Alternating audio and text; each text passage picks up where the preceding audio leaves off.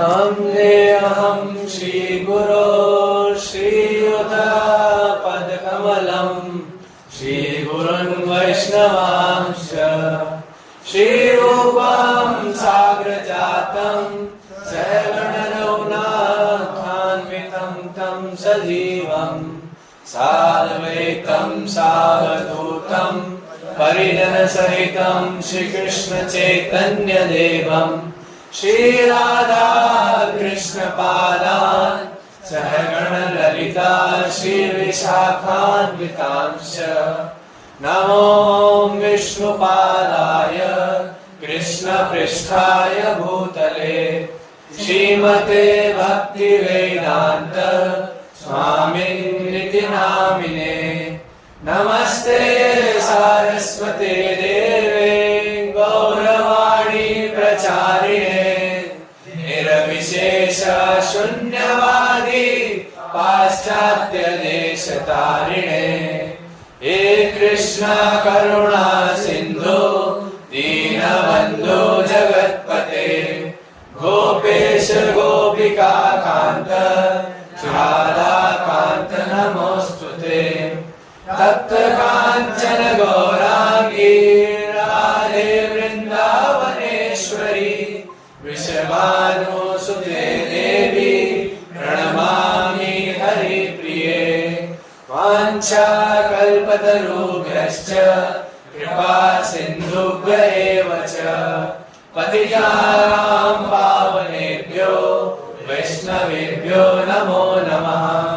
जय श्री कृष्ण चैतन्य प्रभु नित्यानंद श्री अद्वैत गदाधर श्रीवासादि गौर भक्त वृंद हरे कृष्णा कृष्णा कृष्णा हरे हरे हरे राम राम राम हरे हरे। नीलाचल निवासाय नित्याय परमात्मने श्रीबलभद्र सुभद्राभ्यां जगन्नाथाय ते नमः। जयतां सुरतो पंगोर्मम मन्दमतिर्गति मत्सर्वस्य पादाम्बुजो श्रीराधा मदन मोहनो।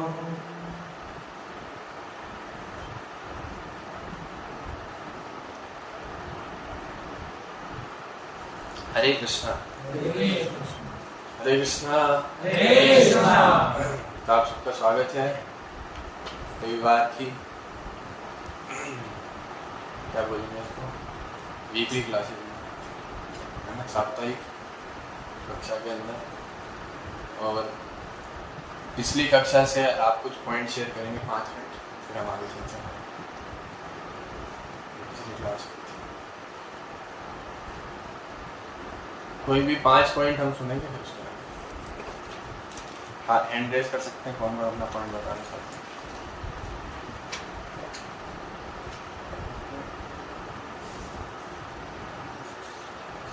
जल्दी से समय की सीमा हो गई, हैंड रेस करिए फटाफट।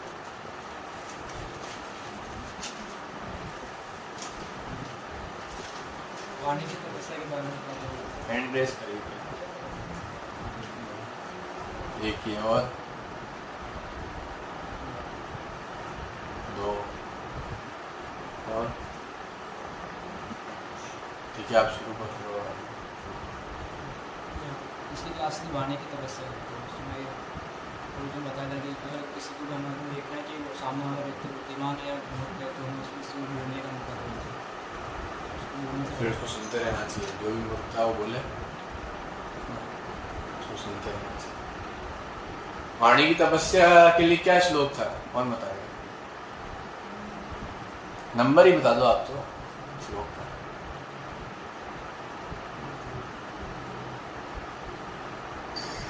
अनुद्वेगं परं वाक्यं हितं प्रियं अनुद्वेगं परं वाक्यं हितं प्रियं चेत्। ठीक है चलो, कम से कम आधा श्लोक तो याद है हमको। श्लोक याद होने चाहिए, हम यहाँ पे गप्पे मारने नहीं आ रहे। श्लोक हमको याद होने चाहिए, बिना श्लोक के मत बोलिए, ठीक है? ठीक है, तो क्या होती वाणी की तपस्या? चार जो भी अंग उन्होंने बताए थे एक एक करके बताओ सारे। अनुद्वेग करम वाक्यम, आपके वाक्य कैसे हो? दूसरों को उद्वेग ना फैला दे, ऐसी वाणी मत बोलिए कि मन का आपा है, आपन को भी। मैं क्या पंजाब में बैठा हूँ? बोलो ना पूरा श्लोक, आपन को भी और इनको सुख। अनुद्वेग करम वाक्यम सत्यम, कैसा होना चाहिए? और प्रियम मतलब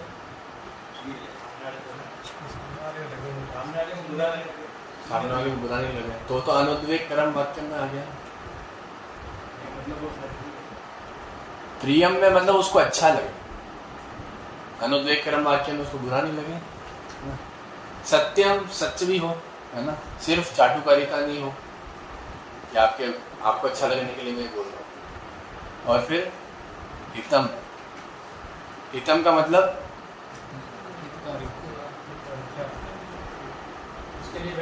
हाँ, उसके लिए वेलफेयर का काम करें। आगे स्पीकर साहब, आगे श्लोक क्या था? स्वाध्याय अभ्यासनम चैव वाङ्मयं प्रपंच। फर्स्ट वाली लाइन तो फिर भी चलो बोलने नहीं है, नेक्स्ट वाली लाइन और तो स्वाध्याय, स्वाध्याय मतलब तो जब तक हम शास्त्रों का अध्ययन नहीं करते हैं तो हम इसमें से दो चीज़ तो बिल्कुल ही नहीं कर सकते, सत्यम और हितम, ये दोनों ही नहीं बोल पाएंगे, क्योंकि सत्य हम जानते नहीं क्या है और ये भी नहीं जानते कि किसी जीव के लिए सर्वश्रेष्ठ वस्तु क्या है। स्वाध्याय, आगे अभ्यसनम चैव, स्वाध्याय करने के बाद क्या करें? अभ्यास। और जहाँ तक हमारा डेटा आ रहा है अभी आप लोगों ने कोई अभ्यास नहीं किया घर जाकर, इसलिए आपको कुछ भी याद नहीं है ना? आपने वही चीज़ याद नहीं करी जिसमें बताया गया था अभ्यास करना, आपने अभ्यास करने का ही अभ्यास नहीं किया, तो प्रॉब्लम ही खत्म। अब आगे भी अभ्यास करना ही नहीं पड़ेगा, क्योंकि आपने इसका ही अभ्यास नहीं किया कि क्या करना है ना? आप तो भाव में चले गए, आप तो थे क्लास में। कितने लोग पिछली बार प्रेजेंट थे? हाथ खड़ा करो, पॉइंट तो होने चाहिए थे अच्छे खासे। महाकाल प्रेमी पॉइंट नहीं है, ठीक है चलिए। तो आज हम भगवत गीता का फर्स्ट चैप्टर जो है उसको शुरू करने वाले हैं। आप सबके पास भगवत गीता होगी, मैं आशा करता हूँ। इधर से निकाल के लो, इसके पास नहीं है, क्यों क्यों नहीं लाए? तो गए तो थे सुबह, बोल देते हैं। आप खड़े रहो क्लास में, ये जाए खड़े हो, और कौन नहीं लाया? खड़े हो जाओ, मान जाओ, पीछे जाए खड़ा हो जाओ, नहीं देनी किसी को।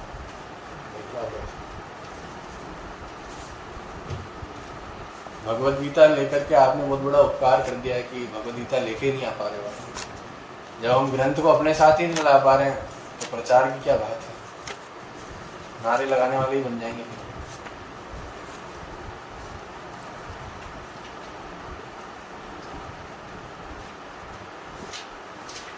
आप सब दिखाओ, भगवत गीता तो है ना आपके पास? ऐसे करके दिखाओ। ऑनलाइन वाले भी भगवत गीता लेकर के बैठे हैं अपने घर में। आपकी कहाँ है?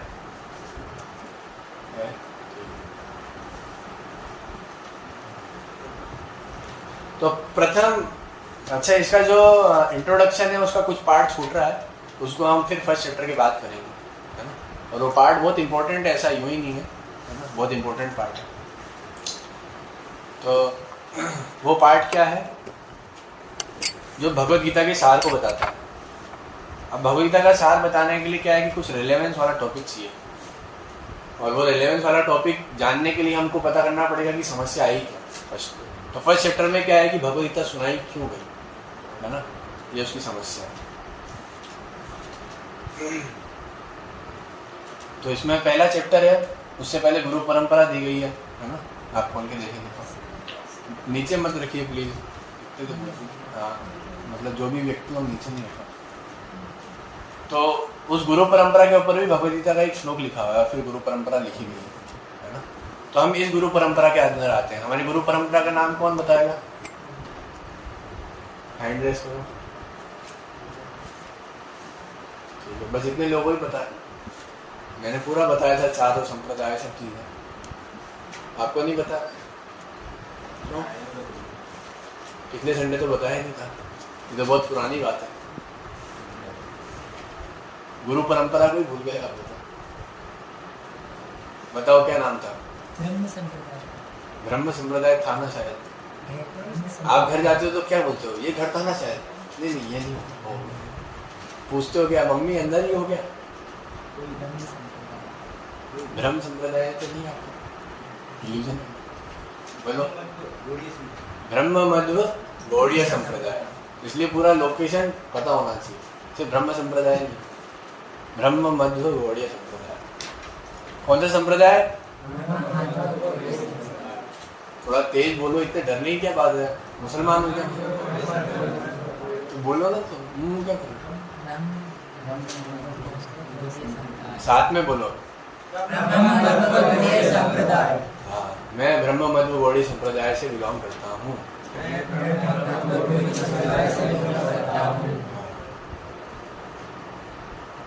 तो हमारा संप्रदाय आपको पता चला। बाकी 3 संप्रदाय तो शायद याद नहीं होंगे, क्योंकि अपना ही आदमी है तो उसकी तो चर्चा नहीं करनी चाहिए। ये तो आप लोगों को अनुद्वेग की जगह उद्वेग हो जाएगा, तो ये नहीं लगेगा बात की। आयुष्मान ने पहले ही पैरामीटर सेट कर दिया है ताकि कुछ ज़्यादा डांट नहीं पड़े। बड़ी तपस्या पहले ही देती। तो इस चैप्टर का नाम क्या है? कुरुक्षेत्र में। हाँ, कहीं भी हम लड़ने जाते हैं तो पहले क्या करते हैं? एक सामने कैसी सेना खड़ी है उसका निरीक्षण करते हैं ना। तो अर्जुन भी यही करेगा इसके अंदर, है ना, कि कौन कौन मेरे से लड़ने वाले आए हुए हैं, उस पार्टी में कौन कौन लोग हैं, मेरी पार्टी में कौन कौन है ना। जो साथ में रहते हैं वो साथ में है कि नहीं। तो इसका पहला श्लोक हम पढ़ेंगे, है ना। मैं बोलूँगा, उसके पीछे पीछे आप दोहराइएगा। धृतराष्ट्रोवाच धर्मक्षेत्रे कुरुक्षेत्रे संवेतायुत्सवः मामका पाण्डवश्चैव किम कुर्वत संजय। आप में से कोई बोलिए, हम रिपीट करेंगे। धर्मक्षेत्रे कुरुक्षेत्रे संवेतायुत्सवः मामका पाण्डवाश्चैव किम अकुर्वत संजय। शुभम रूप। धर्मक्षेत्रे कुरुक्षेत्रे संवेतायुत्सवः मामका पाण्डवाश्चैव किम अकुर्वत संजय। ऑनलाइन कौन करेगा? यहाँ पुलकित होगा।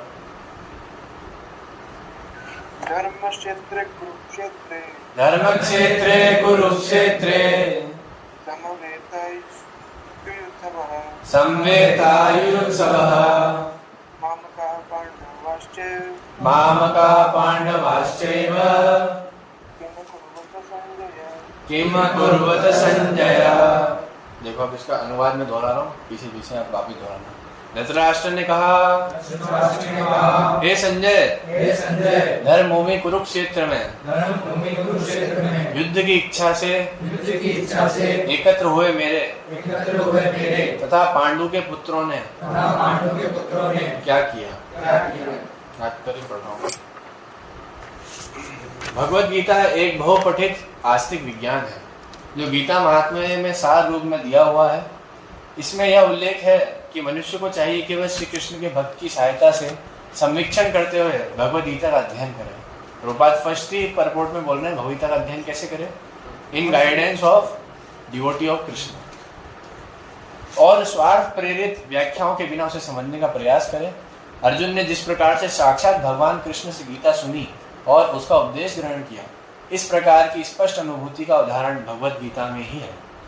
यदि उसी गुरु परंपरा से निजी स्वार्थ से प्रेरित हुए बिना किसी को भगवत गीता समझने का सौभाग्य प्राप्त हो, तो वह समस्त वैदिक ज्ञान तथा विश्व के समस्त शास्त्रों के अध्ययन को पीछे छोड़ देता है। तो आप अगर गुरु परंपरा के अंदर भगवत गीता का अध्ययन कर रहे हो, तो आप बाकी सारे शास्त्रों के अध्ययन को पीछे छोड़ सकते हो। तो ये बहुत गोल्डन अपॉर्चुनिटी है जो भी हमारे पास है। इसलिए हमको कैसे पढ़ना है, बहुत फोकस में। जो सार है, आपको पूरे वेदों का सार मिलने वाला है।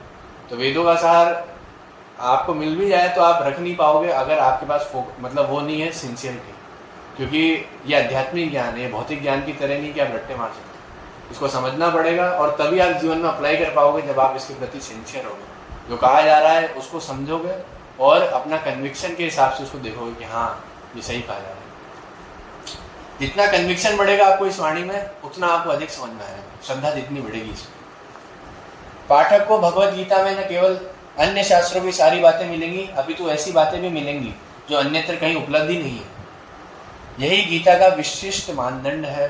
स्वयं भगवान श्री कृष्ण द्वारा साक्षात उच्चारित होने के कारण यह पूर्ण आस्तिक विज्ञान है। महाभारत में वर्णित धृतराष्ट्र तथा संजय की वार्ताएं इस महान दर्शन के मूल सिद्धांत का कार्य करती है। माना जाता है कि इस दर्शन की प्रस्तुति कुरुक्षेत्र के युद्ध स्थल में हुई, जो वैदिक युग के पवित्र तीर्थ स्थल रहा। वैदिक युग से पवित्र तीर्थ स्थल रहा है। इसका प्रवचन भगवान द्वारा मानव जाति के पथ प्रदर्शन हेतु तब किया गया जब वे इस लोक में स्वयं उपस्थित थे। धर्म क्षेत्र शब्द सार्थक है क्योंकि कुरुक्षेत्र के युद्ध स्थल में अर्जुन के पक्ष में श्री भगवान स्वयं उपस्थित थे। धर्म क्षेत्र क्यों बोला गया? क्योंकि वहां पे स्वयं भगवान उपस्थित थे। किसके पक्ष में? पांडवों के पक्ष में। कौरवों का पिता धृतराष्ट्र अपने पुत्रों की विजय की संभावना के विषय में अत्यधिक संदिग्ध था। अतः इसी संदेह के कारण उसने अपने सचिव से पूछा, उन्होंने क्या किया। यानी पहले धृतराष्ट्र जानता था कि मेरे बेटे जीतेंगे या नहीं जीतेंगे, उसको डाउट था हमेशा से, जबकि उनकी सेना ज्यादा होने के बावजूद। क्या कारण था? क्योंकि धृतराष्ट्र जानते थे कि श्री कृष्ण परम भगवान है। वह आश्वस्त था कि उसके पुत्र तथा उसके छोटे भाई पांडु के पुत्र कुरुक्षेत्र की युद्ध भूमि में निर्णायक संग्राम के लिए एकत्र हुए हैं। फिर भी उसकी जिज्ञासा सार्थक है। वह नहीं चाहता था कि भाइयों में कोई समझौता हो, अतः वह युद्ध भूमि में अपने पुत्रों की नियति का मतलब भाग्य के विषय में आश्वस्त होना चाह रहा था। क्योंकि इस युद्ध को कुरुक्षेत्र में लड़ा जाना था, जिसका उल्लेख वेदों में स्वर्ग के निवासियों के लिए भी तीर्थ स्थल के रूप में हुआ है। स्वर्ग के निवासी भी वहाँ विचरण करते हैं। कहाँ? कुरुक्षेत्र के अंदर। भगवान की कृपा से हमें भी जाने का सौभाग्य मिला था कुछ समय पहले। तो वो जो स्थल है वो वास्तव में काफी दिव्य है। वहाँ पे क्यों? क्योंकि भगवान ने अपनी लीला करी। यहाँ पे भी भगवान अपनी लीलाएं करते हैं। वो स्थान अपने आप ही दिव्य होता है। वहाँ पे आपको खुद ही स्वतः महसूस होगा कि भक्ति करने में थोड़ा फैसिलिटी ज़्यादा प्रोवाइड होगी, हमको आसान लग रहा है। जैसे वृंदावन जाते हैं तो वहाँ पे भक्ति करने में ज़्यादा मन लगता है ना। तो ऐसे ही जहाँ भगवान ने अपना स्पर्श छोड़ा है, वहाँ पे आपको भक्ति करने के लिए बहुत सुविधा उपलब्ध होगी। ऐसे ही कौन सा स्थल था? कुरुक्षेत्र। तो धृतराष्ट्र को ये डाउट था कि कहीं मेरे बेटे भी भक्त नहीं बन जाए। अगर वो भक्त बन गए तो फिर कृष्ण से लड़ेंगे ही क्यों, और फिर लड़ेंगे ही तो हार ही जाएंगे, और फिर हमारा राज्य चले जाएगा। धृतराष्ट्र मतलब जो राष्ट्र को पकड़ के रखे। धृत राष्ट्र, जिसके चंगुल से राष्ट्र को निकालना बड़ा भारी काम।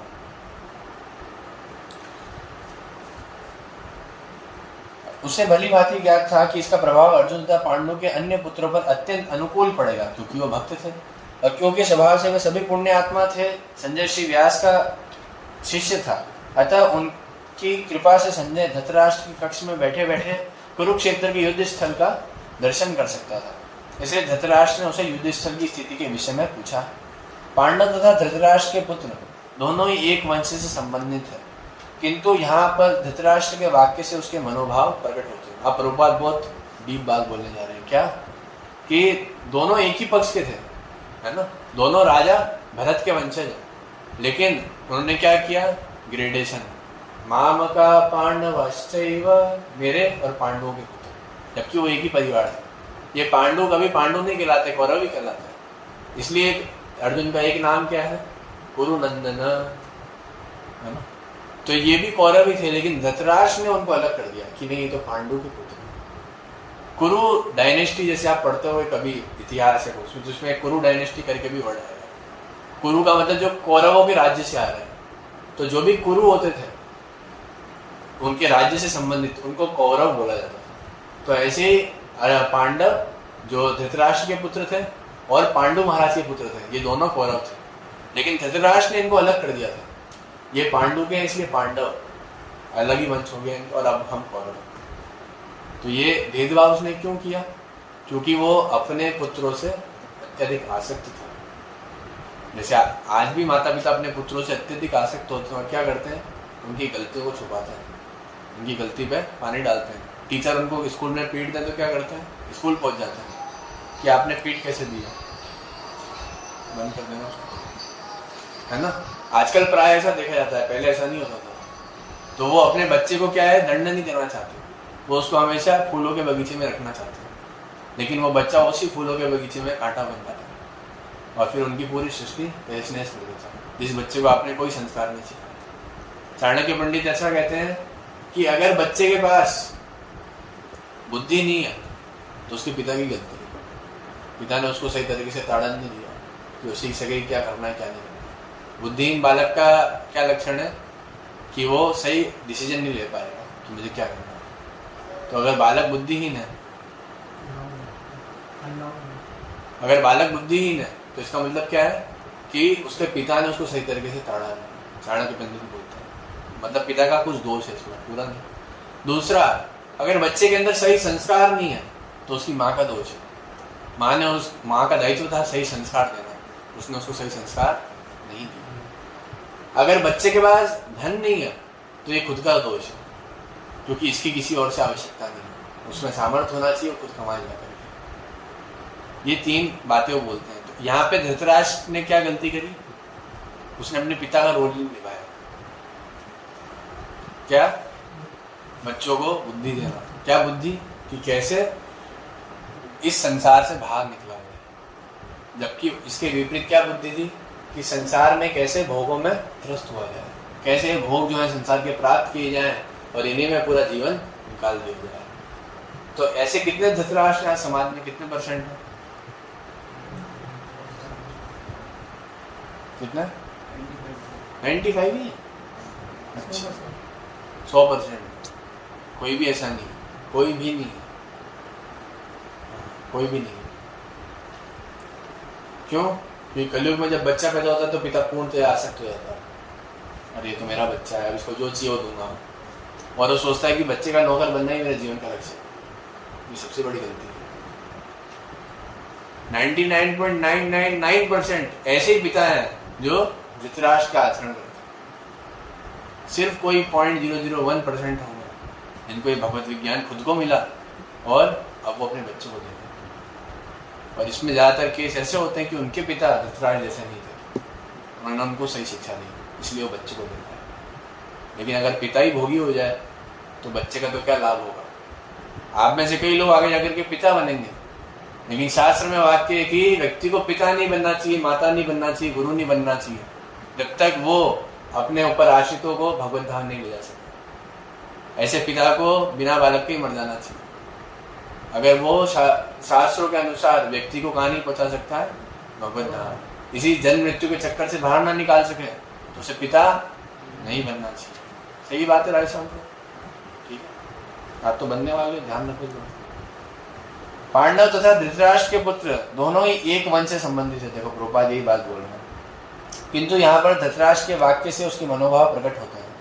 उसने जानबूझकर अपने पुत्रों को कुरु कहा और पांडु के पुत्रों को वंश के उत्तराधिकारी से विलग कर दिया, उत्तराधिकार से विलग कर दिया। इस तरह पांडु के पुत्रों अर्थात अपने भतीजों के साथ धृतराष्ट्र की विशिष्ट मनस्थिति समझी जा सकती है। जिस प्रकार धान के खेत से अवांछित पौधों को उखाड़ दिया जाता है, उसी प्रकार इस कथा के आरंभ से ही ऐसी आशा की जाती है कि जहाँ धर्म के पिता श्री कृष्ण उपस्थित हों, वहाँ कुरुक्षेत्र रूपी खेत में दुर्योधन आदि धृतराष्ट्र के पुत्र रूपी अवांछित पौधों को समूल नष्ट कर देंगे। क्या बोलते हैं उसको? खरपतवार। गाजर घास वगैरह उग जाती है ना खेत में, क्या करते हैं? उठा के फेंक देते हैं। तो ऐसे ही हमारे जो फ्रेंड्स हैं खरपतवार जो हमको ऐसी शिक्षाएं देते हैं, उनको उखाड़ के फेंक देना चाहिए। आगे क्या बोल रहा है, करके पौधों को समूल नष्ट करके युधिष्ठिर आदि नितांत धार्मिक पुरुषों की स्थापना की जाएगी। तो कृष्ण को यहाँ पे माली बताया है, जो क्या करेंगे, अवांछित पौधों को तो उखाड़ फेंकेंगे और पांडव जो पुण्य आत्मा है उनकी स्थापना करेंगे। यहाँ धर्म क्षेत्र तथा कुरुक्षेत्र शब्दों की उनकी ऐतिहासिक तथा वैदिक महत्ता के अतिरिक्त यही सार्थकता है। तो प्रभुपाद ने यहाँ हिस्ट्री पे ज्यादा फोकस नहीं किया कि वो बताया कि कुरुक्षेत्र में क्या होता था। जैसे इन जनरल कुरुक्षेत्र में सारे जो यज्ञ होते थे वो कुरुक्षेत्र में होते थे, क्योंकि महान धर्म क्षेत्र था। राजा राम के साम्राज्य से, सतयुग से ही वहां पे यज्ञ हुआ करते थे। और कुरुक्षेत्र में कौन आया करते थे, देवता विचरण करने के लिए। वो तीर्थ स्थल था बहुत बड़ा, आज भी है। इवन वहां पे ब्रह्म सरोवर है। ब्रह्म सरोवर का बहुत बड़ा एक तरीके से उसमें सिर्फ स्नान करने का बहुत बड़ा पुण्य है। लेकिन इसके अलावा भी कई सारी एक्टिविटीज ऐसी हुई थी, उसके कारण वो धर्म क्षेत्र कहलाया। अब मान लो कि कोई व्यक्ति धर्म क्षेत्र में चले जाए और वो पूरी भोग्य मानसिकता रखता है, तो क्या होगा, उसको वहाँ अच्छा नहीं लगेगा, है ना। जैसे नए नए लोग जब मंदिर में आते हैं तो उनको अच्छा नहीं लगता, वो तुरंत घर जाना चाहते हैं, वापिस निकले यहाँ से, यार मंदिर में जा रहे हैं। तो फिर ऐसे उसने सोचा कि कहीं मेरे पुत्र इन धार्मिक पुरुषों के बीच जाकर ये कमजोर ना पड़ जाए, अपनी बातें ना बोल पाए, इस धार्मिक क्षेत्र में उनकी शक्ति जो आसुरी शक्ति है वो कहीं कम नहीं हो जाए, इसलिए उन्होंने प्रश्न किया। लेकिन वहां जाके प्रश्न करने का ऐसा भी बताया जाता है कि क्या आवश्यकता था। जब आपके सामने अभी प्रसादम की थाली आएगी और आप बैठे होगे और फिर हमने पूछे कि शुभम प्रभु ने प्रसाद की प्लेट आने के बाद क्या किया, तो आप बोलोगे कैसी बातें कर रहे हो, प्रसाद पाया और क्या किया। तो ऐसे धृतराष्ट्र ने पूछा तो प्रभुपाद कह रहे हैं कि इससे दर्शाता है कि उसको संशय था कि कहीं मेरे जो पुत्र हैं उन पे धर्म क्षेत्र का कुप्रभाव तो नहीं पड़ गया, कहीं दुष्प्रभाव पड़ गया हो और वो भक्त बन गए हो, या फिर वो लड़ नहीं पा रहे, उनकी शक्ति कमजोर हो गई। तो धृतराष्ट्र डे 1 से क्या था, संशय में था कि मेरे पुत्र हार सकते, है ना, डे 1 से। इसके अलावा एक बहुत अच्छी चीज यहाँ सीखने के लायक है कि हम कितना भी मेरा तेरा अगर करते हैं, इसमें अंत में हार ही हासिल होती है। जब भी हम ये देखते हैं ना कि मेरी इंद्र तृप्ति पूरी हो और सामने वाले की हो नहीं हो, उससे मतलब नहीं। जैसे आपको प्रसाद सर्व किया गया और रसगुल्ले कम है, आपकी प्लेट में आ गए और आपने खाना शुरू कर दिया, लेकिन आपको दिख रहा है कि बाकी जो बाद में बैठेंगे सर्विंग करने वाले उनके पास नहीं बचेंगे। तो अगर आप उनके लिए रखते हो तो क्या होगा, वो उनके ऊपर तो एक रसगुल्ला खाने से कोई बॉडी बढ़ नहीं जाएगी, उनकी अलग से खींचना पीछे वाले जतिन प्रभु, है ना, एक उधर एक इधर। तो क्या होगा, एक एक्स्ट्रा कुछ न्यूट्रिशियस नहीं हो जाएगा। लेकिन जब आप पे व्यवहार देखेंगे तो स्वतः अगली बार आपको डबल रसगुल्ले डालेंगे। क्यों? क्योंकि इनका इतना सौहार्दपूर्ण व्यवहार है कि ये अपनी इंद्र तृप्ति की वस्तु को छोड़ सकते हैं हमारी सेवा के लिए। आप वस्तु लेने के लिए पीछे भागोगे तो जीवन में ज्यादा कुछ हाथ नहीं आएगा, लेकिन अगर आप अच्छे संबंध बनाओगे तो वस्तुएं पीछे पीछे अपने आप आ जाएंगी। समझ में आया? वस्तु से ज्यादा महत्वपूर्ण क्या है? संबंध। अगर हम संबंध नहीं बनाते, जैसे इवन आध्यात्मिक जीवन के अंदर भी हम सिर्फ वस्तु के पीछे भागते हैं, क्या कि मैं अच्छी साधना कर लूं या मेरा अच्छा प्रतिष्ठा हो, सब मुझे प्रभु जी बोले, तो ये सब पीछे भागते भागते एंड में क्या बचेगा हमारे पास? सिर्फ धोखा, सिर्फ धोखा ही बचेगा। इवन आज कई ऐसी संस्थाएं हैं जो सिर्फ प्रतिष्ठा के लिए कार्य कर रही हैं, उनके जो लीडर हैं वो सिर्फ प्रतिष्ठा चाहते हैं, है कि नहीं ऐसा? अपने को भगवान के समान रखते हैं, भगवान के साथ में बैठते हैं, जहाँ जगन्नाथ जी का भी रहे यहाँ वो बैठेंगे और दोनों के साथ में पूजा होगा। लेकिन चलो इतना करने पर भी वो अपने शिष्यों को भगवत धाम ले जाने के लिए तो छोड़ो, खुद की इंद्र तृप्ति से बाहर आने के सबल नहीं है। एक प्रामाणिक गुरु कभी ऐसा कार्य नहीं करेगा, वो भगवान का प्रतिनिधि है, स्वीकार करेगा, लेकिन कभी भगवान के समक्ष अपने को नहीं बताएगा कि मैं भगवान ही हूँ, मैं भगवान का प्रतिनिधि हूँ। हमेशा प्रभुपाद कहते थे क्या कि मैं पोस्टमैन हूँ जो भगवान की पोस्ट लेकर के आपके पास आया। तो जब सरकारी अधिकारी आता है हमारे घर, तो हम उसका कैसा स्वागत करते हैं, जैसे सरकार का करते हैं, है ना। ऐसा नहीं करते कि नहीं तो अधिकारी है, सरकार का स्वागत करेंगे, आप भाड़ में जाओ। नहीं, हमको पता होता है कि सरकारी अधिकारी के पास बहुत पावर है ना। तो इसी प्रकार से गुरु के पास भगवान की सारी शक्तियां होती हैं और उसी के माध्यम से हमको भक्ति में लगाते हैं। तो यहाँ पे धृतराष्ट्र की क्या मानसिकता गलत है शुभम प्रभु? कि पहले तो उसने अपने पांडवों को और ये भाइयों को अलग किया, और दूसरा ये कि उसे वो जानता है कि वो हारने वाले हैं, तो वो जबरदस्ती भेज रहे हैं उनको, तो उसमें वो अपने इंद्रियों को नहीं छोड़ना चाहता। हाँ, इंद्रिय विषय को नहीं छोड़ना। इस क्लास के बाद हम 2 लोगों को बुलाएंगे, एक ऑनलाइन से एक ऑफलाइन से, वो कोई क्लास समराइज करेंगे, वो कोई भी हो सकता है। तो आप भी हो सकते हो, आप भी हो सकते हो, कोई भी हो सकता है, ऐसा नहीं कि आपने भगवत गीता नहीं तो आपने। तो धृतराष्ट्र दीवार पर का टेका मत लीजिए, आप पहले भी इंद्रिय तृप्तियों में ही लगे हुए हैं और फिर उससे बाहर नहीं आ सकेंगे, सुनेंगे नहीं तो, ठीक है, दीवार गिर जाएगी और हमारी बेस पहले मुश्किल से गिरा है। तो धृतराष्ट्र की मानसिकता क्या है कि अपने इंद्रिय तृप्तियों के लिए कार्य करना। तो जब व्यक्ति की शादी होती है तो उसकी इंद्रिय तृप्तियों के क्षेत्र बढ़ जाते हैं। अब उसकी पत्नी, उसके बच्चे, पहले माता पिता तक ही था वो, लेकिन उसकी पत्नी, उसके बच्चे भी उसका क्षेत्र बन जाता है, और अब उनकी इंद्रिय तृप्ति भी उसका चिंतन बन जाती है। बच्चों के लिए भले ही ना हो, लेकिन उसके लिए तो होती है ना। एक बच्चे को जितना माता पिता से प्यार होता है, उससे कई गुना ज्यादा एक माता पिता को बच्चे से आसक्ति होती है ना। प्यार तो ढंग से सही शब्द नहीं है, आसक्ति। आसक्ति किससे होती है? शरीर से। प्रेम किससे होता है? आत्मा से। तो उतनी आसक्ति उनको होती है, और इस कारण से वो सही डिसीजन ना ले पाए तो ये तो बहुत बुरा है बच्चे के लिए। बच्चा कभी सही सीख ही नहीं पाएगा, है ना। तो इसलिए यहाँ पे एक उदाहरण देते हैं कि कभी भी धृतराष्ट्र जैसा बाप नहीं बनना वाला, है ना। अगर बाप बनना है तो कैसा बनना है? भक्त हो, जो अपने बच्चों को भगवत धाम ले जाने में सशक्त हो, है ना। नहीं तो फिर क्या कहलाओगे आप? सिर्फ जनसंख्या विस्फोट के अधिकारी। सिर्फ आप बच्चे पैदा करोगे जैसे पशु पैदा करते हैं। पशु अपने बच्चों को पैदा करके छोड़ देते हैं ना, ऐसे ही आपके बच्चे भी समाज में उपद्रव मचाएंगे जैसे आप मचा रहे हो। इसलिए हमारी बहुत बड़ी जिम्मेदारी, और हमारे धर्म का इतना नाश इसलिए हुआ है कि माता पिता ने ढंग से शिक्षा नहीं दी बच्चों को क्या करना चाहिए। उन्होंने धर्म की बजाय क्या दिया बच्चे के जीवन में? पैसा। तेरे को पैसा कमाना है। धर्म तो सबसे बड़ा धर्म क्या है? धंधा। एक डायलॉग आता है, धंधे से बड़ा कोई धर्म नहीं होता, और धर्म ही धंधा ही सबसे बड़ा धर्म। इस प्रकार की मानसिकता फैलाई जाती है। कारण क्या है? पैसा नहीं आएगा तो अभिषेक प्रभु दीवार गिर जाएगी। अगर है ना, पैसा नहीं होता तो तेरा जीवन व्यर्थ है, तो किसी काम का नहीं है। कैसे अच्छा तो हमारा कुत्ता है, कुछ काम तो करता है। इस प्रकार से उसको सिखाया जाता है, और वो ये भुला दिया जाता है कि वो क्यों आया था इस संसार में। और फिर वो क्या करता है? देखो, सिर्फ पैसा कमाना ये बुरा है, भगवान के नाम से पैसा कमाना ये बुरा नहीं है। इसका मतलब ये नहीं कि चोगा पहन करके पैसे लूटना।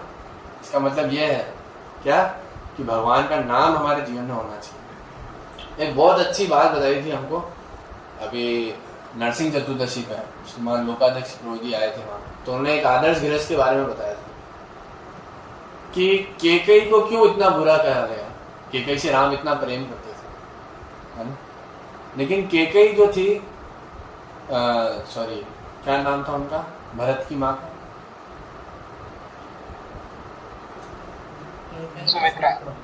सुमित्रा। और राम की माँ थी। बैंगलोर में कन्वर्जन तो नहीं हो गया? कैकेयी था। अच्छा, वो तो मंत्रा थी, कैकेयी था, ठीक है। तो कैकेयी इतना बुरा क्यों बताया गया? अरे भाई, आप अपने बच्चों के लिए आज जेईई मेंस का उसके लिए तैयारी करने के लिए नहीं भेजते हो, भले ही कुछ भी हो जाए, उसको अच्छा पद मिले यही चाहते ना हर माँ बाप। तो कैकेयी ने क्या बुरा चाहा था? भरत के लिए तो सही चाहा था ना। तो इतना कैकेयी को क्यों बुरा कहा गया? आज हमारे माता पिता भी तो हमारे लिए यही चाहते हैं कि अच्छा पैसा कमाएं, बड़ा चौड़ा हो जाए, संसार में घूमें, सब रेस्पेक्ट करें इसकी। तो केकई ने भी तो यही चाहा था कि पूरे समाज में इसकी रेस्पेक्ट हो। इसको क्या गलती कर दी फिर केकई ने? तो उसकी उनकी इतनी भर्त्सना होती है। आप में से कोई बताया? आप बताओ। उसके जीवन में से राम का, हाँ, यही लाइन उन्होंने बोली थी। क्या सिर्फ ये सारी चीजें लेके आना महत्वपूर्ण नहीं है, भगवान को निकाल करके लाना ये बहुत निंदित कार्य है जो केकई ने किया, कि बच्चे के जीवन से भगवान को तो निकाल दिया और बाकी सारी भौतिक वस्तुएं भर दी। इसलिए भरत ने अपनी माँ को इतनी बुरी तरीके से प्रताड़ित किया जितना किसी माता पिता को सुनने के लायक नहीं। वो अपनी माँ को देखना तक नहीं चाहते थे, कारण कि उन्होंने उनके जीवन से राम को निकाल दिया। इस प्रकार के पहले सभ्यता है। हम राम राज्य चाहते हैं ना, लेकिन राम राज्य के लिए काम नहीं करना चाहते। हम चाहते हैं काम राज्य, राम राज्य नहीं चाहते हैं। राम राज्य अगर चाहते होते तो उसके लिए कार्य करते हैं। हम चाहते हैं हमारी कामनाएं संतुष्ट हो, क्योंकि राम राज्य में भी लोग सुखी रहते थे ना, इसलिए। तो ये तो हमारा क्या है किशन प्रभु? काम राज्य। क्या युवराज प्रभु? तो आपका साम्राज्य काम राज्य न बने, इसके लिए क्या करें? भक्ति का अभ्यास करें और उसके लिए हर संडे कक्षा में उपस्थित रहें। सिर्फ उपस्थित ना रहें रोबोट की तरह, इसे सीख करके जाएं और अप्लाई करें, है ना? ढेरवा जी दीवार नहीं तोड़े हमारी, आगे है। तो आगे हम नेक्स्ट श्लोक पढ़ते हैं। इस श्लोक से आपने जो भी सीखा है उसको याद रखना, किसी को भी बुलाया जा सकता है। संजय उवाच दृष्ट्वा तु पांडवानीकम्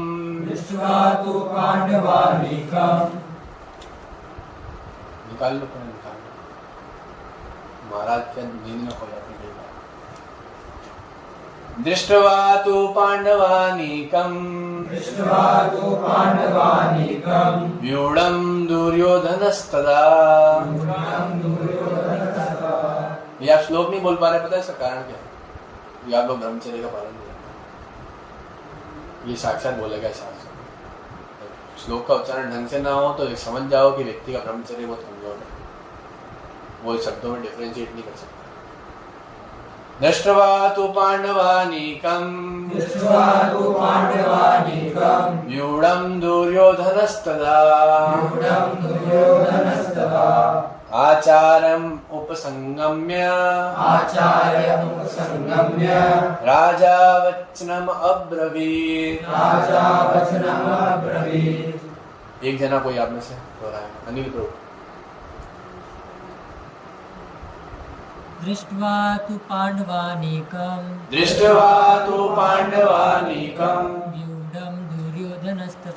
व्यूढं दुर्योधनस्तदा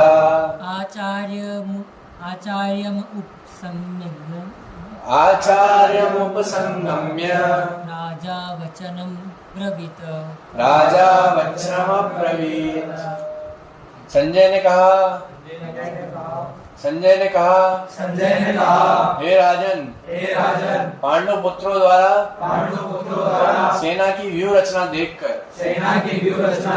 राजा दुर्योधन अपने गुरु के पास गया और उसने ये शब्द कहे। तो यहाँ पे दुर्योधन को क्या बोला है संजय ने? राजा। क्यों राजा? राजा कौन है? धृतराष्ट्र था ना, तो राजा को भी बोल रहा है राजा दुर्योधन का। क्या कारण है? क्योंकि धृतराष्ट्र बेटे के अंडर में था। जैसा जैसा बेटा बोलता था वैसा वैसा करता था। बेटे की इंद्र तृप्ति पे उसका सारा फोकस था, इसलिए क्या बोला? उसको राजा बोला। दूसरा इसलिए बोला है कि धृतराष्ट्र खुश हो जाए कि आपका बेटा जीत जाएगा, राजा बनेगा, इसलिए अभी से राजा घोषित कर दिया उसको। संजय भक्त था, लेकिन अभी वो इस प्रकार के जवाब दिए करेंगे तो वो क्या करते हैं? वो धृतराष्ट्र के मजे लेते हैं अन्य प्रकार के उत्तर देकर। तो धृतराष्ट्र का पूरा हृदय पसीज जाता है। अंत में जो संजय बोलेंगे वो पूरे जगत विदित है श्लोक। संजय बहुत महान भक्त है भगवान, इसलिए उन पे व्यास देव की कृपा थी कि उन्होंने फर्स्ट लाइव स्ट्रीम उनके द्वारा ही चालू किया, है ना। एग्जैक्ट क्या हो रहा था, और आज का लाइव स्ट्रीम तो एक जगह होता है, एक कैमरे का। संजय का कैमरा हर जगह जा सकता था, हर प्लेस पे जा सकता था। इवन ये भी फैसिलिटी थी कि एक ही समय 2 कार्य हो रहे हैं वो दोनों को बता सकते थे। ऐसी टेक्नोलॉजी है आज हमारे पास, फिर भी हम गर्व करते हैं, है ना, मेक इन इंडिया। तो यहाँ पे हम तात्पर्य पढ़ते हैं प्रभुपाद क्या कह रहे हैं। धृतराष्ट्र जन्म से अंधा था, सिर्फ आध्यात्मिक नहीं, भौतिक तरीके से, है ना। हम तो कैसे देखते हैं, भौतिक तरीके से ही आंखें नहीं थी उसकी, लेकिन आध्यात्मिक रूप से भी क्या था रवि प्रभु, अंधा था। दुर्भाग्यवश वह आध्यात्मिक दृष्टि से भी वंचित था। वह यह भी जानता था कि उसी के समान उसके पुत्र भी धर्म के मामले में क्या है, क्या है, और उसे विश्वास था कि वे पांडवों के साथ कभी भी समझौता नहीं कर पाएंगे, आप तो सब बोल ही नहीं रहे हो, पांडवों के साथ समझौता नहीं कर पाएंगे, क्योंकि 5 पांडव जन्म से ही पवित्र थे।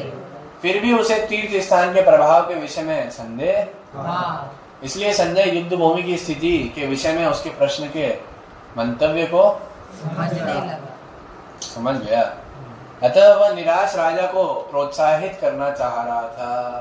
क्या राजा का मंतव्य था कि मेरे बेटा राजा बने, तो वो उनको प्रोत्साहित करने के लिए बोल रहा था, क्योंकि अभी क्या है, धृतराष्ट्र को संशय चल रहा है ना, तो उन्होंने नहीं, कोई दिक्कत नहीं है, दुर्योधन ही राजा बनेगा। उसने राजा को बताया कि उसने उसे विश्वास दिलाया कि उसके पुत्र पवित्र स्थान के प्रभाव में आकर किसी प्रकार का समझौता नहीं करने जा रहे हैं।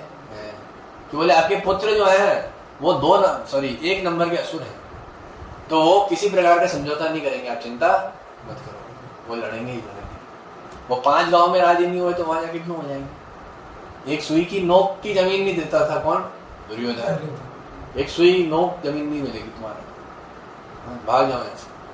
जबकि उन्होंने 12 साल का वनवास और 1 साल का अज्ञातवास काट लिया था, उन्होंने पूरे तरीके से काटा उसको, लेकिन फिर भी क्या हुआ, दुर्योधन ने इस प्रकार से कपट किया उसके साथ, है ना।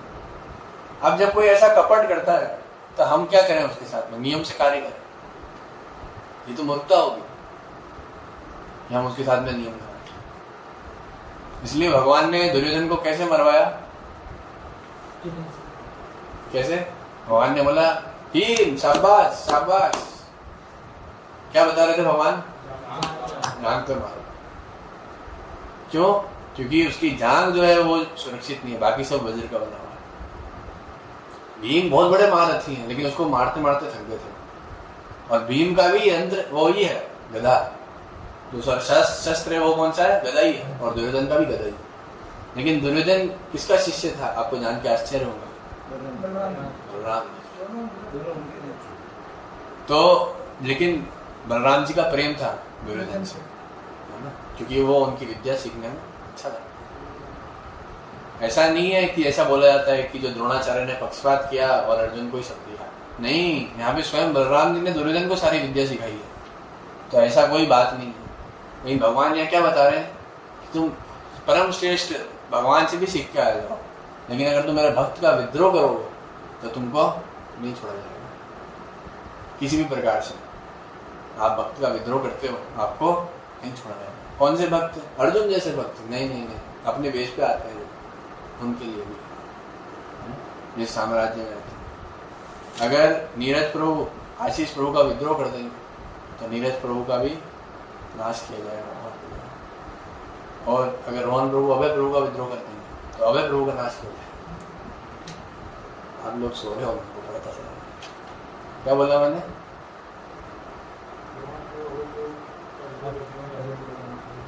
सही बोला, तो आप इनका नाश करा दो। जागे रहो। तो आगे देखो क्या कहा जा रहा है।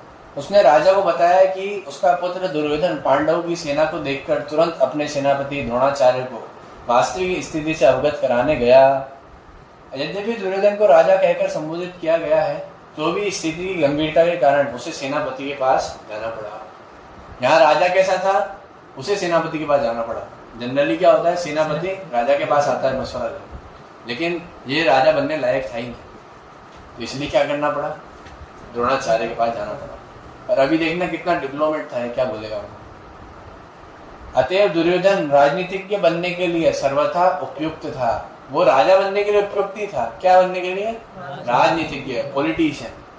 तो आज के राजा कौन है, पॉलिटिशियन, वो राजा के योग्य नहीं है ना।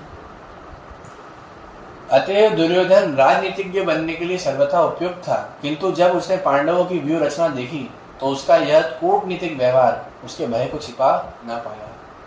तो उसने जब उनकी रचना देखी, उनकी रचना किसने करी थी, भगवान ने।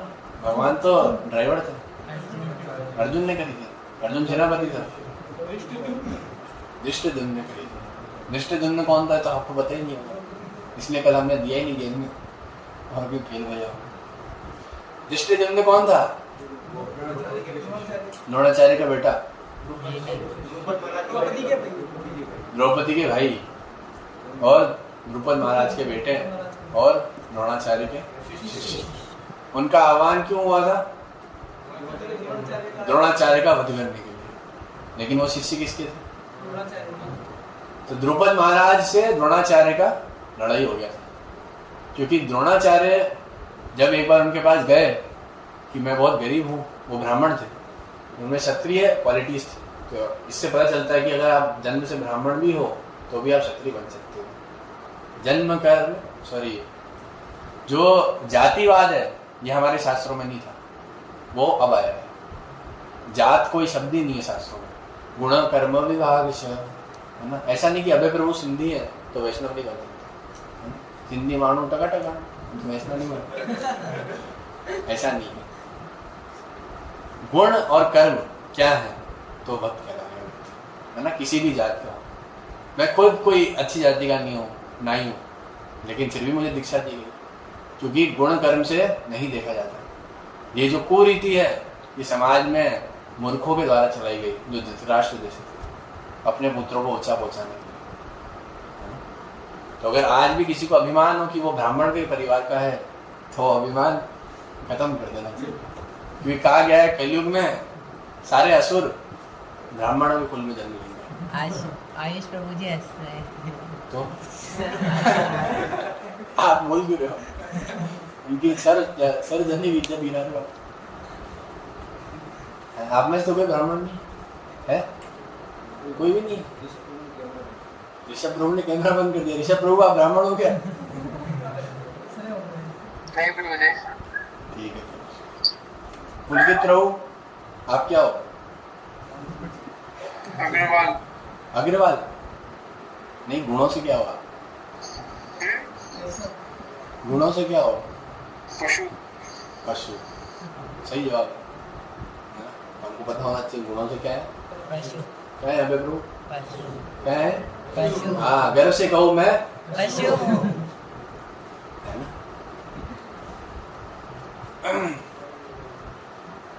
तो इस प्रकार के पशुता को छिपाना नहीं चाहिए दुर्योधन की तरह। दुर्योधन ने क्या किया, कूटनीतिक व्यवहार से छिपाया और सेनापति के पास गया, और देखो क्या बोला, इसलिए कूटनीतिक है।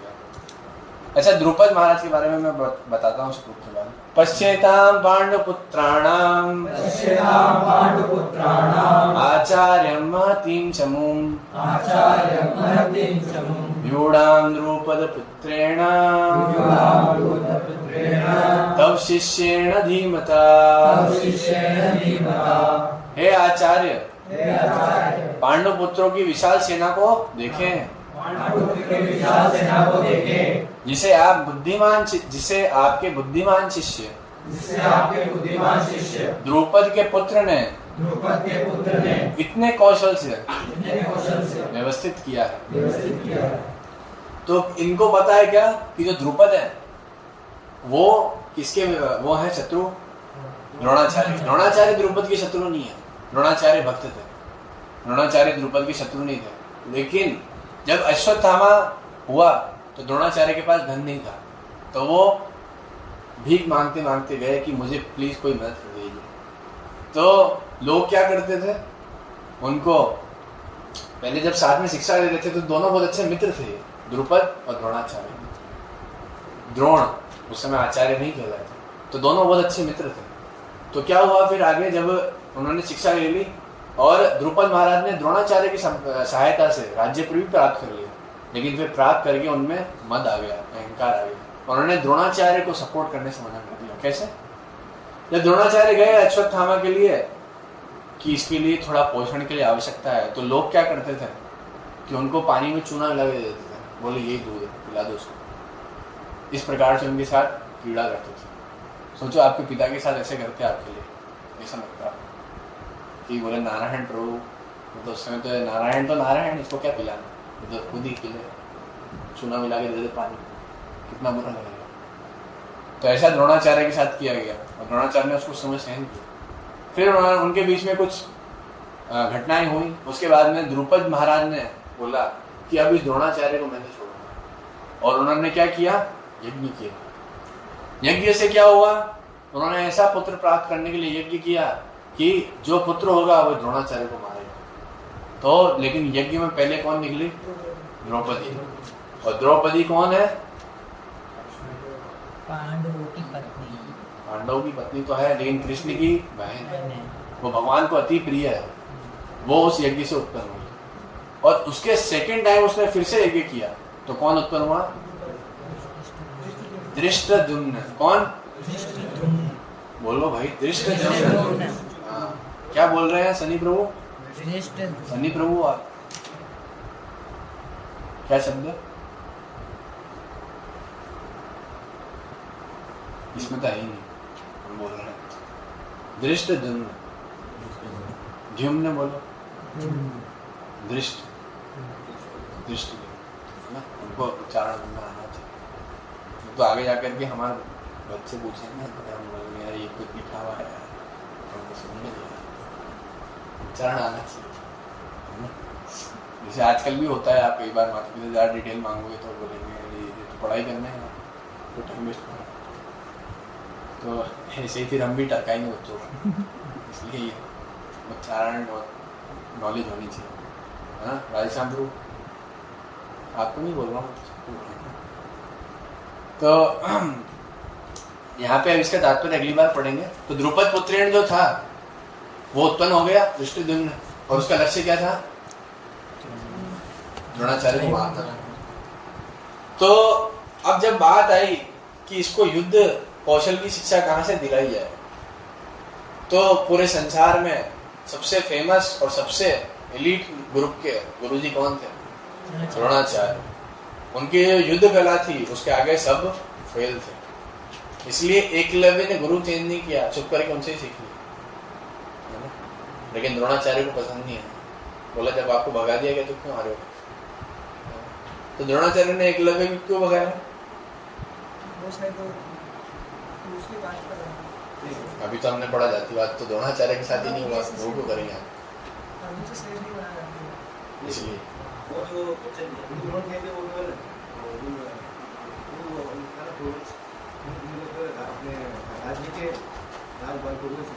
तो धृष्टद्युम्न कहाँ से आया था,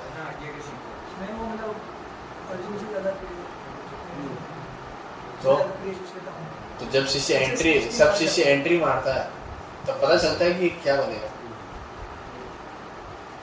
उसको तो एंट्री मारते वक्त हटाया था ना, ऐसा तो नहीं था कि एकलव्य सारे विद्या सीख दिया फिर उसको हटाया। राजा के बेटों को पढ़ते तो धृष्टद्युम्न को क्यों दिया, वो तो उनको मारने वाला था। अरे राजा के बेटों को, अच्छा ऐसे कि भाई कोई राजा का ही बेटे को दूंगा, तो कर्ण को क्यों सिखाया, कपट से क्या सिखाया। और एकलव्य या द्रोणाचार्य, एकलव्य डिप्लोमेट था। एकलव्य के जो गुण थे वो सही नहीं थे, इसलिए उन्होंने हटाया। यही तो कह रहा हूँ कि द्रोणाचार्य भक्त थे, उन्होंने कोई उससे शोधन लेने के लिए नहीं हटाया। क्यों, क्योंकि एकलव्य एंट्री पॉइंट पे उसको हटा दिया था, एग्जिट समय नहीं हटाया, एंट्री समय सब शिष्य समान है। तो फिर ये एक बात कहाँ से पिछली तो वो हो गई प्रचारित कि भाई द्रोणाचार्य ने अर्जुन के साथ पक्षपात कर दिया, अंगूठा मांग लिया, तो इससे पक्षपात कैसे हुआ, तो गुरु दक्षिणा थी। अच्छा उन्होंने देखा कि अर्जुन से श्रेष्ठ बन जाएगा, हाँ है ना। तो अर्जुन से श्रेष्ठ में कुछ लोगों का नाम आता है कि वो उसके लेवल के थे, है ना। कर्ण, दुर्योधन, दुशासन और अश्वत्थामा, वो भी हैं 4 लोग हैं, कोई मेरे कोई पूरा याद नहीं है। लेकिन जब इस महाभारत के पहले एक युद्ध हुआ और उसमें अकेला अर्जुन था, 9 सेना थी पीछे, लेकिन कोई लायक नहीं थी लड़ने में क्योंकि सामने कौरवों की सेना थी। तो अर्जुन पहले तो किन्नर बन के गया और फिर उसका समय हो गया था अज्ञातवास का पूरा। तो उसने क्या किया, कोष्ठियों उतार दी और बोला कि तुम ड्राइवर बनो, मैं युद्ध चलाऊंगा। बोले तुम ड्राइवर हो, तुम क्या करोगे। तो विराट महाराज का पुत्र था, वो इतना करेजियस नहीं था, उसने लड़ने से पीछे भाग गया। तो उन्होंने क्या किया, बोले तुम ड्राइवर बनो, अब मैं युद्ध करूंगा। जब अर्जुन ने एक तीर चलाया, कौन सा, कौन बताया ऑनलाइन, बेहोश कर दिया था सब। नाम क्या था तीर का, नाम क्या?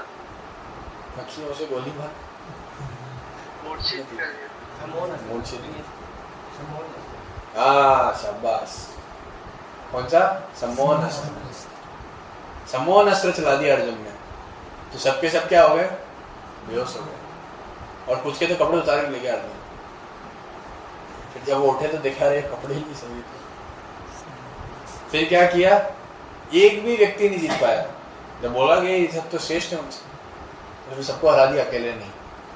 और ये महाभारत की युद्ध में इतना रोहाराट हो रहा है कि ये इसको हराएगा, वो कोई, अरे कर्ण को मारना कितना मुश्किल है। अरे भाई उसके पास सारी विद्या थी। यहाँ पे अर्जुन के माध्यम से भगवान दिखा रहे हैं कि भले तुम्हारी ये स्थिति भी है तो भी मैं तुमको बचाऊंगा, मैं रक्षा करूँगा। अर्जुन के में बल नहीं था, ऐसा नहीं था। एकलव्य को किसने मारा युद्ध के अंदर,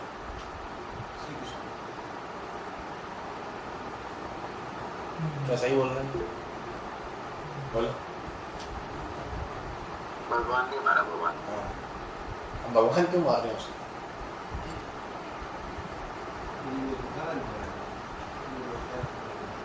अगर एकलव्य इतना ही अच्छा व्यक्ति होता तो द्रोणाचार्य की तरफ से क्यों लड़ा हो।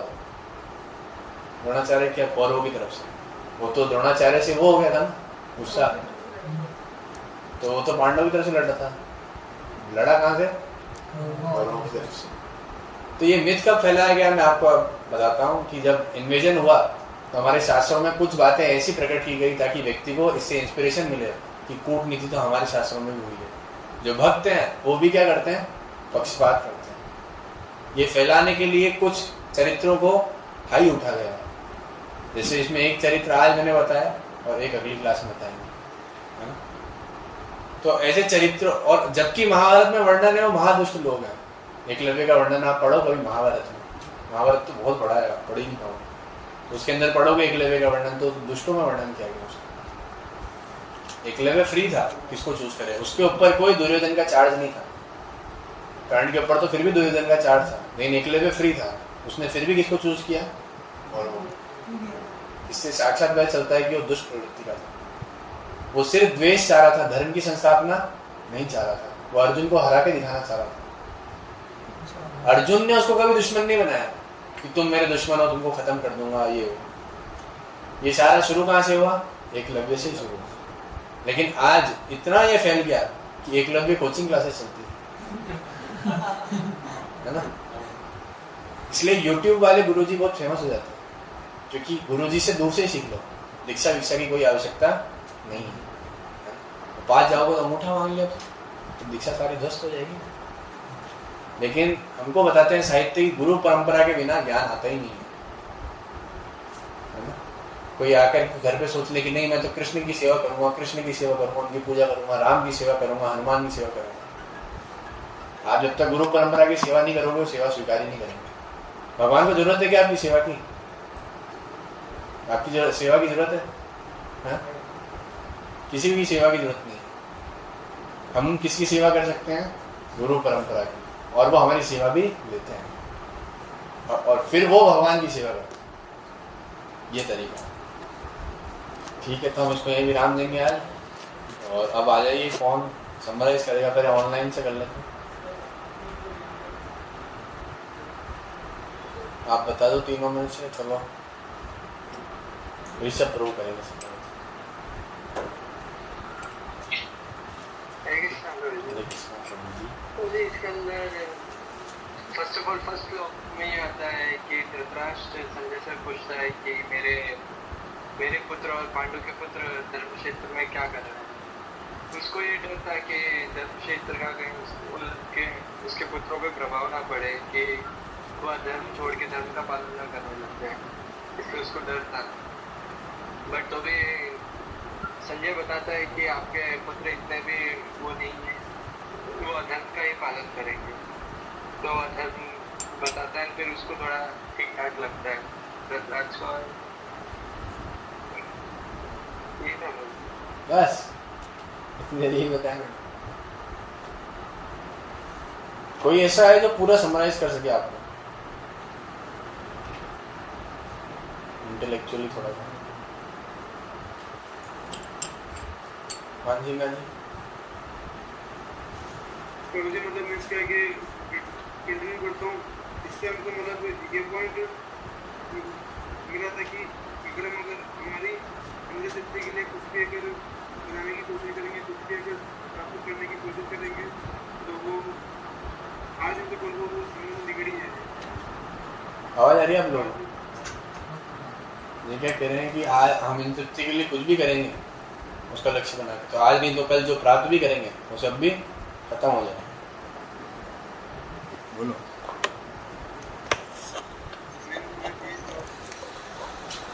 बस फालतू माइक उतरवा दिया। आप भी नहीं कर पाए समराइज। यागी ब्राह्मण अभी अपनी कुर्सी से बाहर कर दे। चलो आप में से किसका नाम ले आए?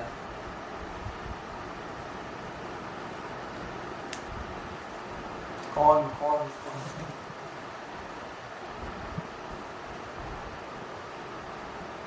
आज कोई नहीं बचे।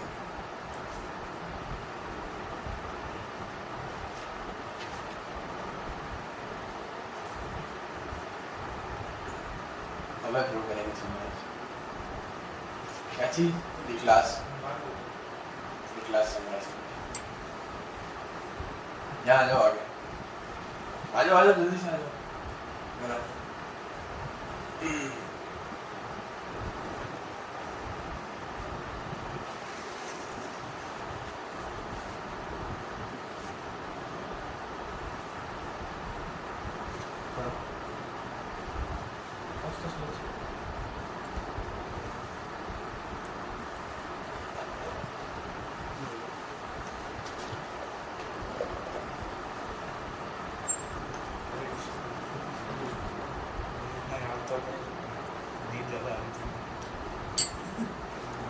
निर्जला एकादशी की नींद आज निकाली है क्लास।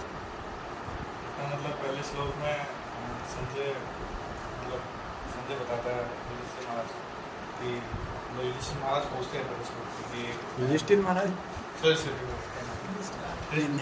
माही गीता जो पूछते हैं उनसे कि मेरे और पांडवों के पुत्रों ने वहाँ पे जाके क्या किया, मतलब धर्म क्षेत्र, कुरुक्षेत्र को बताया कि धर्म क्षेत्र है। तो उसमें उन्होंने उनको पता था कि जो ये धर्म क्षेत्र है, कुरुक्षेत्र जो है धर्म क्षेत्र है, इसलिए उनको थोड़ा एजिटेशन हो रही थी, मतलब दिक्कत, मतलब परेशान हो रहे थे कि मेरे पुत्र पे कहीं ये असर ना पड़ जाए, कि वो भी कहीं धार्मिक जो स्तर और जगह उनका फर्क ना पड़ जाए।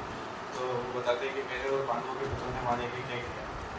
तो उसको बताते हैं कि क्या करेंगे वहाँ पर, अगर युद्ध के मैदान में जाके व्यक्ति अगर दो सेना सामने खड़ी है उसके बाद क्या होगा, और ही तो पेज में एग्जाम्पल बताया कि हमारे सामने पेट की थाली आ जाए और उनको बोला जाए, उसके बाद ये एग्जाम्पल नहीं मिलेंगे प्रसाद का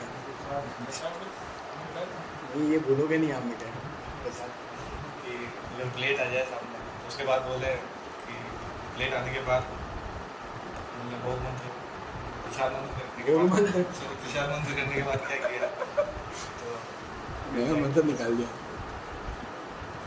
ये पहले श्लोक में मतलब ये बताया।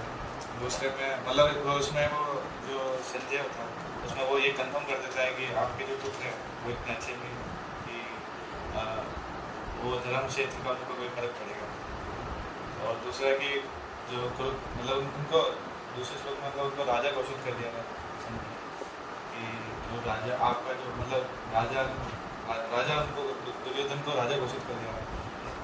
राजा घोषित क्यों कर दिया था उसमें बताते हैं कि आप जो है वो अपने पुत्रों से इतने ज़्यादा आसक्त हैं कि आप राजा तो आप है पर चलती तो उनकी तो वो वैसे ही राजा है। और दूसरा इसका कारण ये भी था कि उन्होंने ये पहले घोषित कर दिया कि आप मतलब आप जीतेंगे आपके बेटे। और मतलब वो ऐसा बोलते हैं आगे और भी जाए अभी आगे जाके और भी बहुत सारी चीज़ें बोलेंगे। तीसरे में उन्होंने बताया कि मतलब तीसरे में ये था कि जो दुर्योधन था दुर्योधन बोलता है अपने गुरु से कि आपने मतलब आपके मतलब जो पांडवों की जो व्यूह रचना है वो बहुत सही है, बहुत एकदम परफेक्ट है। और जो किसने किए वो दुष्ट दुम्न है जो कि कौन है आपका शिष्य। तो मतलब वो बताते हैं कि आपके शिष्य जो दुष्ट दुम्न है उसने जाके ये सारी व्यूह रचना की जिनको आपने शिक्षा दी। तो कुल मिला मतलब वो अपने गुरु पे बोल देते कि आपने जिनको शिक्षा दी देखो आपको पता था कि आगे जाके ये करेंगे फिर भी आपने उसको शिक्षा दी और आज वो हमारे सामने खड़ा कर रहे हैं। 3 श्लोक इतना मुझे पता है। ठीक है।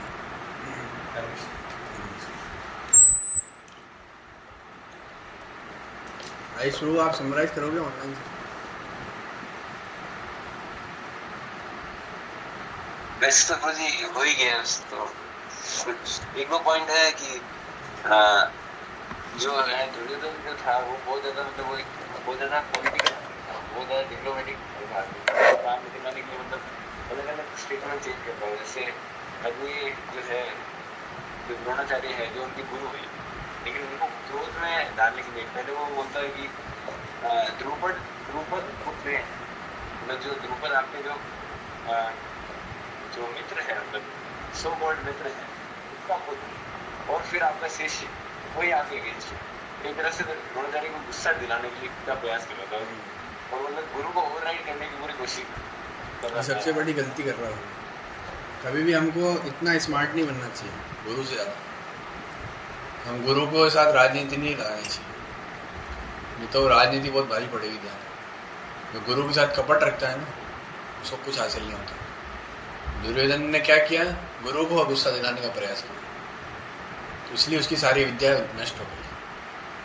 बहुत बड़ी गलती करी उसने। हम भी हमारे जीवन में कभी भी गुरुजनों के साथ कपट नहीं रखें। उनके सामने जो हूँ वो हूँ एज इट इज़ बताएं। जब तक हम छुपा छुपा के रखते हैं तो क्या होता है युवराज प्रभु, अपन ही परेशान होते हैं, गुरु को कोई दिक्कत नहीं होती, शिष्य ही कष्ट पाते हैं, है ना। इसलिए कैसा होना चाहिए विजय गुरु, गुरु की आज्ञा का पालन करना। ये याद करके आए थे घर से तो यही बोल दिए। कैसा होना चाहिए शिष्य को, ये पूछ रहा हूँ। नहीं बिल्कुल ट्रांसपेरेंट होना चाहिए। ट्रांसपेरेंट जैसे कांच होता है ना, ऐसे कांच की तरह गुरु के सामने जो है वो है। उसमें कोई जैसे डॉक्टर के सामने है हम, तो हम क्या करेंगे, नहीं यार डॉक्टर साहब को कैसे बताऊँ, फाइल से वही नहीं, वहाँ उसका सॉल्यूशन मिलेगा भाई, वहाँ पे शर्म नहीं करनी है ना। तो ऐसे ही गुरु के सामने जाके शर्म नहीं करनी है। डांट पड़े तो खाओ, लेकिन उस प्रॉब्लम का सॉल्यूशन लो। जैसे आपको पता होगा कि कैंसर हो जाता है तो उसका ट्रीटमेंट डॉक्टर देता है एक कीमोथेरेपी, सुना है आपने कभी? तो उसमें बहुत भयंकर कष्ट होता है। उसमें वो जो जलाते हैं ना सेल्स को, उसमें रेडिएशन से, तो उसमें व्यक्ति को ऑपरेशन के बाद भी कष्ट होता है बहुत। लेकिन वो क्यों कराता है कि उसके जीवित रहने के लिए कम से कम वो लाभदायक है। ऐसे ही एक व्यक्ति का आध्यात्मिक स्तर पे आने के लिए गुरु के सामने आर पार होना आवश्यक है। गुरु को आर पार नहीं करना है, गुरु से सामने आर पार होना है। सामने साक्षात दिखना चाहिए कि मेरे इसके हृदय में क्या है, कोई कपट ना हो। और जो ऐसा शिष्य होता है वो बहुत तेजी से आगे बढ़ता है। जैसे अर्जुन था, वो बिल्कुल ट्रांसपेरेंट था अपने गुरु से, कृष्ण से भी आप देखोगे हर चीज़ बताएगा, मन की बात सारी बताएगा। वो बोलेगा कृष्ण को क्या कि मेरा मन बहुत चंचल है कृष्ण, मैं जो चाहता हूँ करना वो भी नहीं कर पाता, पता नहीं क्या होता है कि मैं ना चाहते हुए भी गलत कार्य करता हूँ। तो अर्जुन क्या है, एक लॉयल शिष्य की तरह बात करेगा। ऐसे नहीं बोलेगा भगवान हाँ लड़ तो मैं लूँगा, आप चिंता मत करो, बस ये माँ बाप का ये चाचा ताऊ का क्या करना है ये बता दो। अर्जुन फिर पूरी डिटेल में बात करता है कि मेरे अंदर ये दिक्कत है, ये दिक्कत है, ये दिक्कत है। आपने सुना आज तक कोई बहुत श्रेष्ठ व्यक्ति अपनी कमियां गिना रहा हो स्टेज पे जाकर? होता है बहुत ही जगत में ऐसा। आपका दोस्त बता रहा हो यार तू तो बहुत श्रेष्ठ है, मेरे अंदर इतनी सारी कमियां हैं। बोले नहीं तूने मेरा अपमान किया था, नहीं तूने अपमान किया था मैं, वही करेगा। वो कभी नहीं बोलेगा क्या क्षमा कीजिएगा मैं सब अपमान हो गया। तो ऐसा भाव नहीं रख के क्या रखना चाहिए किशन को? ट्रांसपेरेंट रहना चाहिए। और ये गुण तो आप किशन रूप से सीख सकते हो, बिल्कुल ट्रांसपेरेंट है। तो ऐसे अन्य अन्य भक्तों में अलग अलग गुण होते हैं, सीखने चाहिए। ठीक है, इसको यहीं विराम देंगे। आप सबका बहुत बहुत धन्यवाद। और अगली कक्षा के अंदर फिर से 5 पॉइंट पूछे जाएंगे आयुष गुरु के द्वारा, तो आप सभी को बताने हैं। और ये क्रम अब हमेशा चलेगा, एक व्यक्ति आके समराइज करेगा ऑनलाइन से, एक ऑफलाइन से। ठीक है, हाँ प्रश्न पूछ सकते हैं। प्रश्न आप पूछते हो तो बहुत अच्छा लगता है। जैसे आपने बताया कि एकलव्य को भगवान कृष्ण ने मारा था, कैसे? सारथी थे ना, हथियार नहीं उठाए थे, सही बात है। बताओ भाई किसने बोला था? एकलव्य को कहाँ मारा गया था? कृष्ण ने कहाँ मार दिया? कृष्ण तो अस्त्र ही नहीं चला रहे थे ना, युद्ध के बाहर जाके रात को मार दिया। क्या किया? एग्जैक्ट पास्ट टाइम से नहीं पता है कोई। एग्जैक्ट नहीं पता है इनको। और कोई?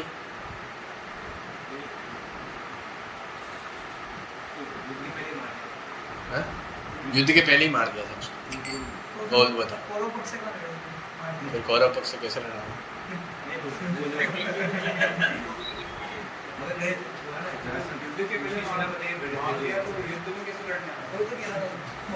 हाँ तो फिर तो गलत है।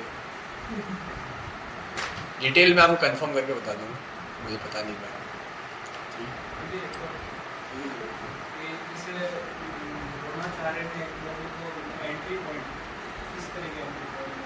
शुरुआत में ही बाहर निकाल दिया। हाँ तो मतलब शुरुआत में कैसे पहचान जाता है कि उसका व्यवहार कैसा है, जो उसको तो शिष्य में वो गुण दिखते हैं कि वो सीखने क्यों आ रहा है, वो क्या सीखने आ रहा है, ये नहीं वो क्यों आ रहा है सीखने, उसका लक्ष्य क्या है सीखने। वो अपनी प्रतिष्ठा चाहता था कि इससे कि संसार में सर्वश्रेष्ठ मैं ही कहना। अर्जुन में ये भाव नहीं था कि सर्वश्रेष्ठ मैं बन जाऊं। अर्जुन में आप कभी ये भाव नहीं सुनोगे कि भगवान मुझे सर्वश्रेष्ठ बना दो। अर्जुन क्या करता था, अपना अभ्यास ढंग से करता था, उसके फल स्वरूप वो सर्वश्रेष्ठ बना, लेकिन उसको अपने पद से आसक्ति नहीं थी। आप सुनोगे अर्जुन बोलेगा कि इन सबको मारने से अच्छा है मैं सारा राज्य छोड़ करके भीख मांगू, वो श्लोक में खुद बोलेगा। अर्जुन में ये क्वालिटी थी और उसके अंदर प्रतिष्ठा के लिए इच्छा थी, उसके लिए वो सीखना चाहता था। और कुछ क्वालिटीज द्रोणाचार्य ने देखी होगी जो मैं नहीं देख पाऊंगा, वो तो वही बता सकते हैं। और कोई? द्रोणाचार्य ने एकलव्य के अंगूठे ही क्यों मारा था? और भी कुछ कह सकते थे। तो ये तो अब बात करनी पड़ेगी क्योंकि उसी से वो तीर चलाता है। द्रोणाचार्य असल में उसको शिक्षाएं नहीं देना चाहते थे, लेकिन उसने छुप करके ली, तो द्रोणाचार्य ने लिया उससे। हालांकि एकलव्य ने फिर उल्टे हाथ से भी चलाना सीखा और इस हाथ से भी तीर चलता है कई बार ऐसे। आपके अंगूठा नहीं है तो भी तीर ऐसे चलता है। कई लोग जैसे आपने वो देखी होगी ना बाहुबली 2, उसमें वो ऐसे लेके तीर चलाता है तीनों। होता है ऐसा, ऐसा नहीं फिर फिल्म में ही है। पैरा ओलंपिक में भी होता है। द्रोणाचार्य क्या सिखा रहे थे तुमको?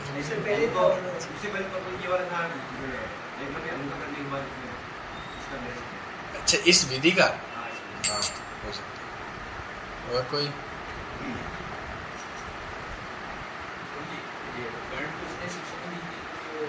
कर्ण का नहीं बोलना, कर्ण अगली बार, अभी कर्ण नहीं आया, पहले एकलव्य समझ जाए फिर।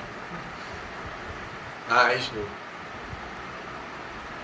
क्योंकि इसके लिए मैंने सर्च किया, इसके पर आ रहा है कि महाभारत युद्ध से पहले भगवान को पता पड़ गया कि ये एकलव्य जो है कौरवों की साइड है, इनका एलिजेंस ये किया था भगवान, बच गया मैं। बट उससे और उससे पहले ही मार दिया था महाभारत। तो श्री कृष्ण को पता चल गया था कि ये कौरवों की साइड से ही लड़ेगा, तो उन्होंने पहले उसका हनन कर दिया था, ऐसा इनकी सर्च कहती है। हाँ ऋषभ प्रभु बोल। कृष्ण प्रभु जी आज की क्लास से कुछ नहीं, बट एक टर्म था उसका मीनिंग भूल गया, तो कुछ वर्ण शंकर कौन होता है?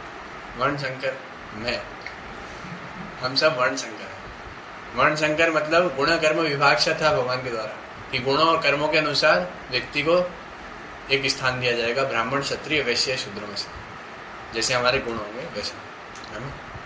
तो कलयुग में तो प्राय शूद्रों के ही गुण है, लेकिन हम शूद्रों से भी नीचे हैं, हम सब जो है ना वो शूद्रों से भी गए भी थे। कारण क्या है कि हम वर्ण संकर हैं। वर्ण संकर समझते हो आप, आपका वर्ण है ब्राह्मण मान लो, मतलब गुण वैसे हैं, चलो नहीं मान पाओगे, वैसे मान लो, है ना। और आपने क्या किया, शूद्रों का मतलब शूद्र गुण वाले से, ऐसा नहीं भंगी की लड़की शादी करनी, ये नहीं इसका मतलब, शूद्रों के गुण वाले व्यक्ति से संबंध बना लिया, तो क्या हुआ, वर्ण संकर। या आपकी बुद्धि भ्रष्ट हो गई, आपको ब्राह्मण की शिक्षा दी गई, लेकिन आपने किसी और वर्ण से संबंध बना लिया, या आपने शूद्र वर्ण में पैदा होकर, मतलब शूद्र वर्ण का होकर के अपने गुण कर्म ऐसे रखे शूद्रों जैसे, और फिर आपने लड़की किसकी फंसाई, क्षत्रिय की, ब्राह्मण की, ये सारे क्या है, वर्ण संकर। तो ये क्यों हुए, ये भी एक भगवद्गीता में आगे आएगा। तो हम सब वर्ण संकर ही हैं। इनसे जो संतान उत्पन्न होती है, हाँ, ऐसे संघ से जो उत्पन्न हुई ना संतान, हम सब वर्ण संकर क्यों है, क्योंकि हमारे फिर जाति प्रथा चल गई ना, कि ये जाति में है तो मतलब बस इसी वर्ण का होगा। तो अजामिल भी वर्ण संकर है। अजामिल अपने इधर का है ही नहीं, वो तो बहुत पुरानी कथा है। उसके संतान भी हाँ हाँ सही है, उसकी थी, अजामिल की संतान वर्ण संकर थी। तो अभी बाहर सोसाइटी में तो अब गुण और कर्म को तो देखते ही नहीं, तो बस जो भगवान ने 4 नियम बता रखे हैं हमें, जैसे कि आपने बताया ब्राह्मण क्षत्रिय वैश्य शूद्र, उसी के हिसाब से वो उसकी जाति को मान लेते हैं और फिर हमको नहीं, वो भी नहीं मानते, वो सिर्फ 2 ही डिवीजन करते हैं, जॉब और बिजनेस, बस। हाँ गरीब होंगे, वैसा ही डिवीजन है बस, और कोई बड़ा डिवीजन नहीं है। आज संसार में 4 विभाग ऐसे प्राय नहीं बनाए गए, लेकिन हम देखेंगे तो हर संसार में होते हैं, जैसे मिलिट्री डिपार्टमेंट हर एक जगह होगा, हर जगह कुछ कमाने वाले लोग होंगे, और हर जगह जॉब करने वाले लोग होंगे, तो जॉब वाले शूद्र में आते हैं, और जो बिजनेस करते हैं वो वैश्य में आते हैं, और जो फिर ऐसे होंगे जो आध्यात्मिक ज्ञान में आगे बढ़ना चाहेंगे, या फिर जिनकी बुद्धि तीक्ष्ण होगी, जो दर्शन पे चर्चा कर सकते हैं, वो ब्राह्मण होंगे। नहीं, ब्राह्मण में कई सारे गुण भी होते हैं, वो आज नहीं मिलेंगे। और इसमें इससे अच्छा इसको बोले इंटेलिजेंट क्लास, बस ब्राह्मण नहीं बोला प्रभुपाद ने, कही इंटेलिजेंट क्लास। क्षत्रिय का रोल, क्षत्रिय का रोल कैसे, मतलब समझा, जॉब और बिजनेस करने वाले को पता चले। हाँ, तो क्षत्रिय मिलिट्री वाला होगा। अच्छा, ये थोड़ा क्लैरिफिकेशन चाहिए कि आर्मी में व्यक्ति क्यों जा रहा है। आर्मी में व्यक्ति देश की रक्षा के लिए बहुत मिनिमम लोग जा रहे हैं, पैसे के लिए जा रहे हैं, तो वो जॉब है और वो शूद्र है, वो क्षत्रिय नहीं है। जो जा रहे हैं देश के लिए वो क्षत्रिय होंगे, वो जो क्षत्रिय स्पिरिट रखते हैं लड़ने की, वो क्षत्रिय है। बाकी तो शूद्र में आर्मी में भी सारे क्षत्रिय नहीं है, वो शूद्र कहलाएंगे। जैसे वो क्षत्रिय हो सकता है जिसने 100 दुश्मनों को एक साथ मार दिया तो उसको परमिट चढ़ने मिला, उसको क्षत्रिय मान सकते हैं। हाँ, लेकिन उसका लक्ष्य क्या था मारने का, उसको जीना चाहिए, जो भी हो सकता है। हाँ, अगर उसका लक्ष्य था कि भाई मैं क्षत्रिय को क्या मज़ा आता है लड़ने में, और उसको लड़ने में आनंद आ रहा था, और उसको ना लड़ना वो एक कायरता मानता है, वो मरने को तैयार है, तो क्षत्रिय है। और वो इसी डर से लड़ रहा था कि घर पे पैसे भेज दें, तो फिर वो उसको कभी कभी व्यक्ति परेशानी में डर करके कुछ भी कर सकता है ना, हम भी कर जाते हैं, तो परेशानी में डर करके किया तो फिर भक्त देवी वर्णाश्रम में होता है, भक्त चारों स्वभाव को पार कर सकता है अगर वो भक्त। ऐसा कोई अगर जैसे बोले मैं ये क्या कर रहे हो भाई, पूरे बेस में घूम रहे हो, क्लास में पानी पीने अब उधर रहो। मैं लड़की मतलब मेरे मतलब देश में कोई घुसना नहीं चाहिए, सीमा में कोई घुसना नहीं चाहिए, और मैं बोले उसके लिए मर भी जाना चाहिए। हाँ तो क्षत्रिय हो, वफादार होता है क्षत्रिय। ऐसा नहीं होता है कि पैसे खा के, जो पैसे खा के घुसेड़ते हैं वो क्षत्रिय नहीं है, वो तो शुद्ध है। अगर वो 3-4 कैटेगरी को पार कर जाएगा तो फिर वो कौन सी कैटेगरी में है? कोई कैटेगरी भक्त। नहीं रहेगी। या तो भक्त, ऊपर चले तो भक्त, नीचे चले तो चांडाल। कुत्ते का मांस खाने वाला एक शब्द है, लेकिन चांडाल इन चारों वर्णों को छोड़ देते हैं, फिर वो तो उसकी अपने जगह साथ- स्लो ही चाहिए, चांडाल। या तो वो भक्त बनेगा या कोई चांडाल बनेगा। अगर हाँ, अगर गुणों को पार कर जाता है तो भक्त। इन चारों वर्णों को पार करना पड़ेगा, अगर पार नहीं कर सका तो चांडाल ही बनेगा, एक ही ऑप्शन। जैसे इसके लिए वेदों में शब्द भी है, कोई ब्राह्मण का पुत्र है तो उसको क्या बोलते हैं, द्विज बंधु। वो द्विज मतलब ब्राह्मण, उसका बंधु मतलब उसका रिलेटिव, वो ब्राह्मण नहीं है, उसका रिलेटिव है। क्षत्रिय बंधु भी होते हैं ऐसे। ठीक है, आप तो भूल गए आपका प्रश्न, मैं बोल रहे याद रहेगा, हाँ अब नहीं पूछने दिया जाएगा। ठीक है, इसका ही विराम देते हैं। हरे कृष्णा कृष्णा कृष्णा हरे हरे, हरे राम राम राम हरे हरे। गोली मारते हैं तो कैसे करते हैं, और भगवान को पुकारते हैं तो ऐसे। हरे कृष्णा कृष्णा कृष्णा हरे हरे, हरे राम राम राम हरे हरे। आप किसी को बच्चा गोदी लेने के लिए चढ़ता है तो ऐसे करता है, मुझे गोदी ले लो, तो ऐसे करता है ना। तो भगवान को हम पुकार रहे हैं तो ऐसे पुकार रहे हैं, हरे कृष्णा भगवान ले लो। आलसी कुत्ते तो ऐसे करते हैं। आलसी बच्चे तो ऐसे भी कर देंगे, ऐसे करेंगे, गोदी में उठाएंगे। अब देखो, एक बार प्रभुपाद जी के शिष्यों ने किसी ने पूछा कि प्रभुपाद कौन से शिष्य पे ज़्यादा कृपा होती है, तो प्रभुपाद जी ने के सामने एक झील थी और उसमें बतखें जो होती हैं वो दाना खा रही थी। तो एक बतख बहुत कुक कुक कु मतलब वो कर रही थी, तो उसको दाना डालने वाला ज़्यादा दाना डाल रहा है। तो प्रभुपाद ने बोला जो शिष्य ज़्यादा प्रार्थनाएं करता है वो गुरु की कृपा अति जल्दी प्राप्त करता है, क्योंकि वो मान लेता है कि हाँ सच में मैं अधम हूँ और गुरु जी हेल्प करो, तो वो जल्दी आगे बढ़े। तो ऐसे ही कुछ ऐसे वाले होंगे, कुछ ऐसे होंगे, कुछ ऐसे होंगे, सारे वर्ण तो रहेंगे संसार। ठीक है, अगली बात ध्यान रहे, है ना, किसी भी को उठाया जाएगा और फिर पूछा जाएगा और उत्तर आपको जो भी है। आज किसी को कोई पॉइंट छूट गया और बोलना हो तो मतलब ऐड करना हो जो सीखा क्लास में, जैसे पिताजी के धर्म के बारे में मैंने काफ़ी बताया था लेकिन किसी ने बोला नहीं उस बारे में, पिता को कैसा होना चाहिए। चाणक्य पंडित ने 3 उपदेश दिए थे, वो किसी ने बताया नहीं। बहुत कुछ है वैसे तो बुद्धि लगा, लेकिन ये क्या लिखा होगा किसी ने ऐसे, अब बी कर दो उसको। ठीक है चलो आ जाओ, बरसात का